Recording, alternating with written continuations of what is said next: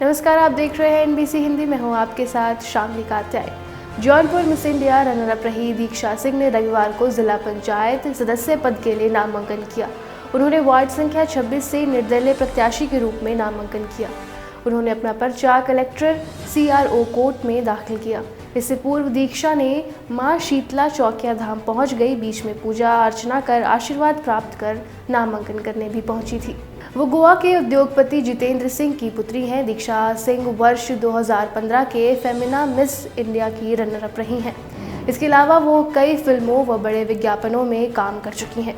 पहले इनके पिता चुनाव प्रचार में लगे हुए थे। जब से जिला पंचायत अध्यक्ष कुर्सी महिला सामान्य हो गई, तब पिता ने बेटी को चुनाव मैदान में उतार दिया। दीक्षा सिंह बक्सा के चित्तौड़ गांव की रहने वाली हैं। वो गांव से कक्षा 3 तक की पढ़ाई पूरी कर इसके बाद वो अपने पिता के साथ मुंबई और फिर गोवा चली गई। फेमिना मिस इंडिया 2015 में वो प्रतिभाग के समय वो BA द्वितीय वर्ष की छात्रा थी। वहीं पिता जितेंद्र सिंह का गोवा व राजस्थान में कारोबार है। अभी फरवरी 2021 में दीक्षा के आए एल्बम रब्बा मेहर करी ने खूब सफलता बटोरी। उन्होंने बॉलीवुड की इश्क तेरा फिल्म की लेखन भी की।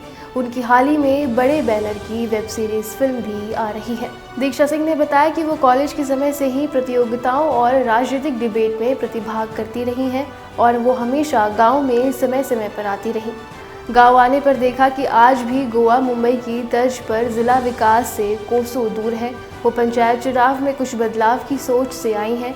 दीक्षा सिंह का मानना है कि मुंबई की फिल्मी दुनिया में रहकर गांव घर का विकास संभव नहीं हो सकता और अपने घर की सफाई करने के लिए खुद घर में आना पड़ता है। इसलिए मैं यहीं रहकर चुनाव लड़ रही हूं और चुनाव जीतने के बाद भी गांव में ही रहकर विकास का काम करूंगी। बचपन से मेरा गांव से लगाव रहा है। गांव में महिलाओं को क्या दिक्कत है ये देखकर समझ में आता है। इसे दूर करने का प्रयास करूंगी। मैं अपने गांव की भाषा भी बोलती हूँ। भोजपुरी फिल्में भी अच्छी बन रही हैं और उनका भी स्तर काफ़ी ऊंचा है।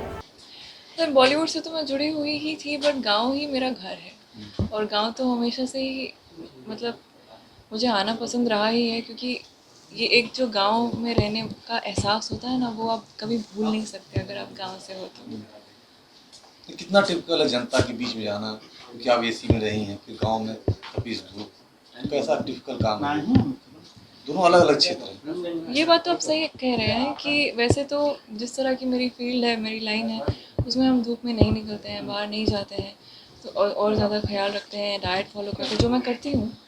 पर ये भी उतना ही ज़रूरी है जितना बाकी सब है। अब एडवांटेज ये है कि गांव में तो सब कुछ ऑर्गेनिक ही है, कुछ केमिकल नहीं है, सब कुछ घर पे ही जितना ऑर्गेनिक और जितना हेल्दी गांव में चीज़ें होती हैं और कहीं है नहीं, तो वो एक तरह से एडवांटेज ही है।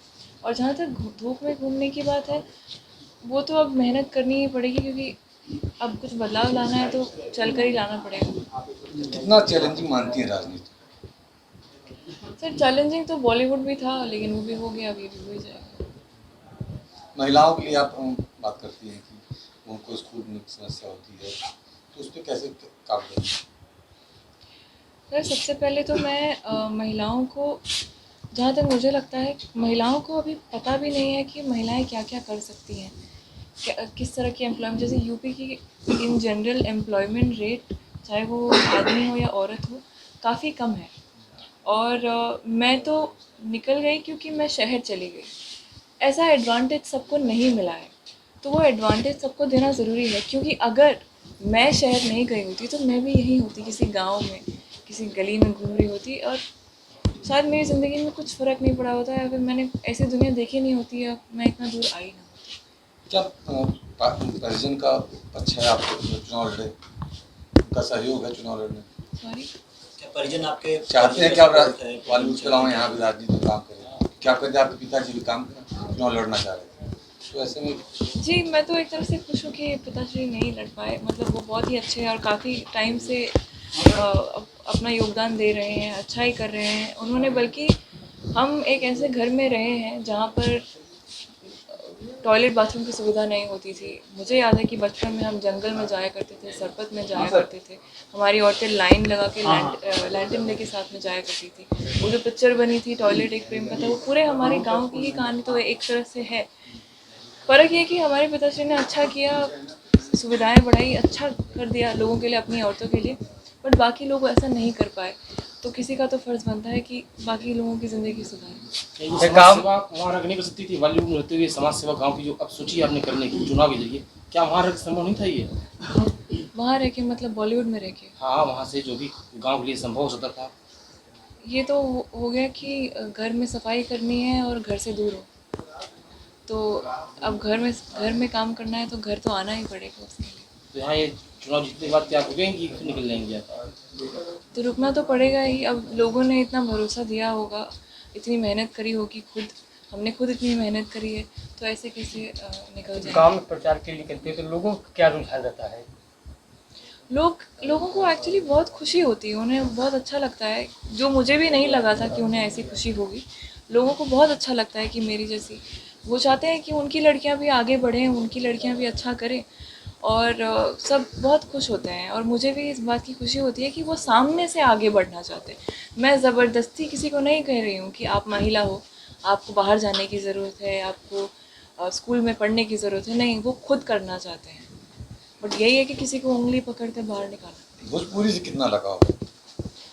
अब थोड़ी भोजपुरी से तो अब हम आते ही रहते हैं, अब मेरे दादा दादी भोजपुरी ही बोलते हैं, तो कभी मेरे ज़बान से छूटी नहीं, क्योंकि मैं यहीं 7-8 साल तक रही हूँ और यहीं स्कूल में गई हूँ। और वो होता है ना कि एक मातृभाषा के अंदर घुस जाती तो आप भूलते नहीं हो उसको। और क्योंकि मैं आते जाते रहती हूँ तो बातचीत तो होती ही रहती है, तो मुझे तो बहुत ही पसंद है। बल्कि मैं तो बॉम्बे में भी जाती हूँ तो कभी कभी मजाक मजाक में लोगों को बता ही देती, तुम नहीं जानते हम कैसे बात कर सकते हैं, तो हम बतिया ही दे थे। नहीं तो फिर भोजपुरी फिल्मों में काम अभी तो जी, भोजपुरी फिल्में तो अपनी जगह पे बहुत ही अच्छी अमेजिंग है। मैं अगर यहाँ पे रही होती तो शायद मैंने भोजपुरी फिल्मों में काम किया होता, और मैं बॉम्बे चली गई तो वहीं पे ठीक से चल रहा था। कैसी ये इंडस्ट्री अच्छी नहीं रहती क्या भोजपुरी यहाँ काम? ऐसा नहीं है, काफ़ी अच्छी है भोजपुरी इंडस्ट्री। उनके गाने पूरे वर्ल्ड में फेमस हो गए हैं, और मतलब कौन नहीं जानता भोजपुरी कलाकारों को। वो इतने फिल्मों में उनकी नकल की जाती है। मैं कहूँगी भोजपुरी कलाकार तो अपनी जगह पे अलग ही लेवल पे हैं, बट मैं यहाँ पर थी नहीं, तो मैंने कभी सोचा नहीं कि मैं ऐसे अभिनय क्या ट्राई करेंगी भोजपुरी? सर अभी पॉलिटिक्स में एंट्री करी है, तो भोजपुरी फिल्मों के बारे में सोचना तो अगर गांव की जनता आपको जीत का चेहरा बांधता है तो क्या सोचे हैं, क्या गांव में करेंगे, क्या अच्छा काम करेंगे? सर सबसे पहले तो मैं लोगों को समझाना चाहूँगी कि कोरोना क्या है, और ऐसा नहीं है कि कोरोना गांव चुन के आता है। लोग कहते हैं कि हमारे गांव में कोरोना नहीं है, और कुछ लोग कहते हैं कि ये तो पता नहीं कौन सी चीज़ है। कुछ लोग तो बोलते हैं कि तुम अपना मास्क उतार लो, यहाँ पे कोरोना नहीं है।